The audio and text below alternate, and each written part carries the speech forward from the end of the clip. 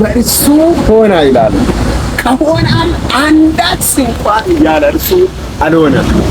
ያለ እግዚአብሔር ፈቃድ በዚህ ምድር ላይ የሚታየውም የማይታየውም ያልሆነ ነገር ምንም ነገር የለም። ሁሉ የሆነው በማን ነው? በሱ ነው ይላል መጽሐፍ ቅዱስ ላይ ሲናገር በዮሐንስ ወንጌል ምዕራፍ 1 ከቁጥር 3 ላይ ኢየሱስ ክርስቶስ ያድናል፣ ይወዳል፣ ይታደጋል። መዳን በሌላ በማንም የለም፣ እንድንበት ዘንድ ከሰማይ በታች የተሰጠ ስም ኢየሱስ ክርስቶስ ነው። ኢየሱስ ያድናል፣ ይወዳል፣ ይታደጋል። በእርሱ የሚያምን አያፍርም።